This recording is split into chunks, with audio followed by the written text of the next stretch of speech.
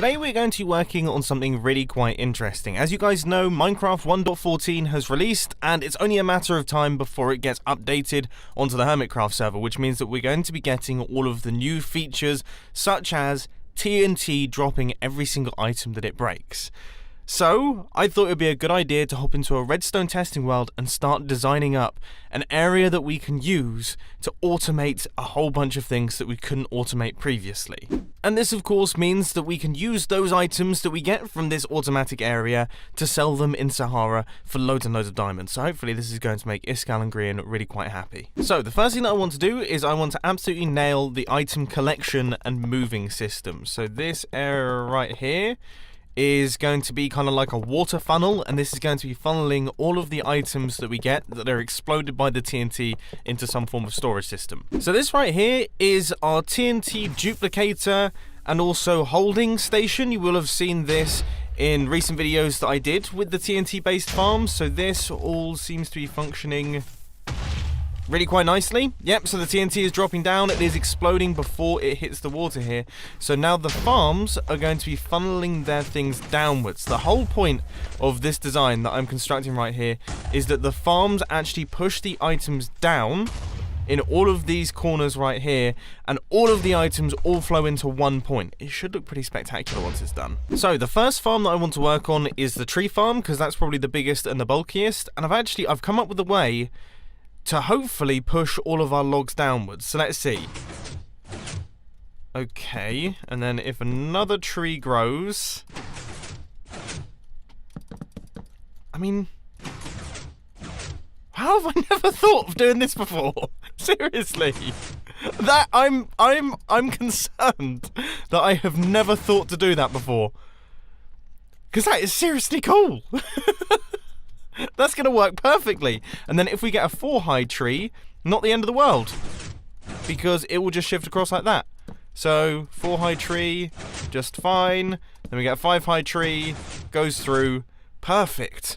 Nice. Now I think before I actually start working on individual farms, I should probably get myself set up with where the pistons are actually going to be going for the other ones. So we have the tree farm, these pistons here are going to be for the cobblestone farm, and then we also want to create some form of concrete maker, which I guess will go somewhere over here.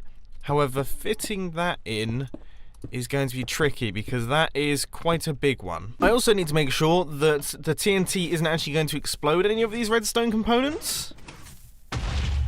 I mean, surely it shouldn't. That TNT is way too far away to affect any of these, I'm certain.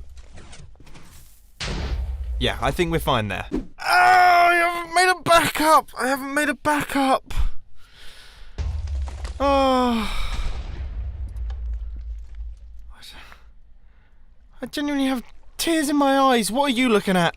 What are you looking at? Alright, just go away.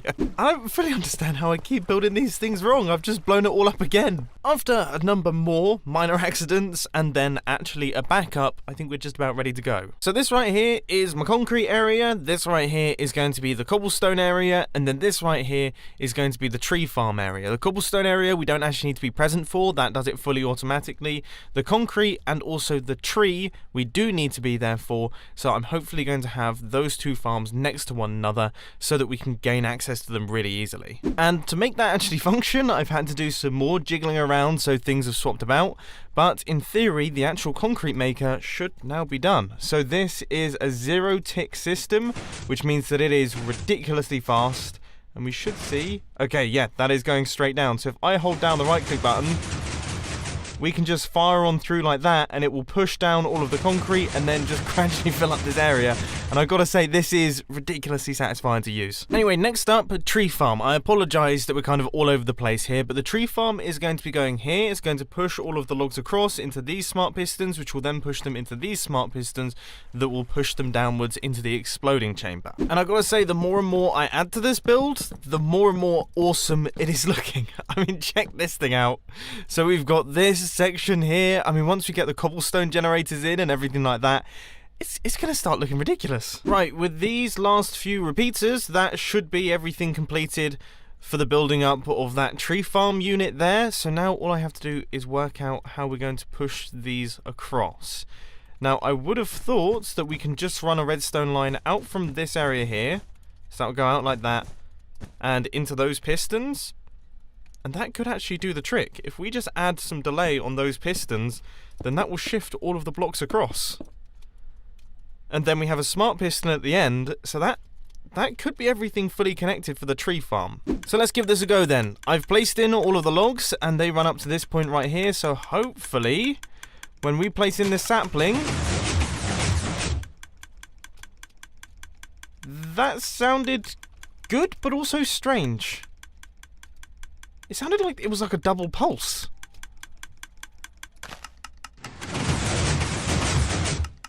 How weird. It's definitely double pulsing. And things are getting stuck.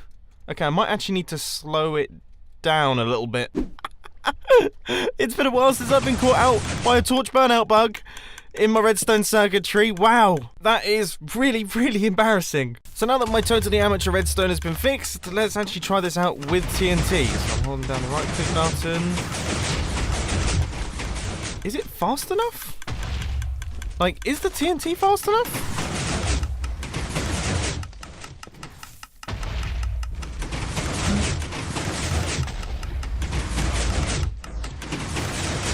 I mean, I'm holding down the right click button. This is kind of maximum velocity right now. It seems to be doing okay. But the TNT is falling a little bit far away. It's actually falling over here as opposed to there a lot of the time. After a little bit of tweaking, I think now we should be in for a winner. One thing that I do want to make sure of is that we have a good sapling return system. So I've actually surrounded the entire thing with hoppers once again just to catch any of those saplings that fly out the side of it, which should hopefully mean that we never have to go out and farm saplings again. So with the tree farm element done and also the concrete farm element completed as well, and also with the platform that I can stand on to do both, it's now time to move on to the final section of this farm, which is the cobblestone farm. Now originally I was just going to have one 5-wide section, but I realised that I can actually make room for another 5-wide section, making it twice as fast, which, I mean, it would be rude not to.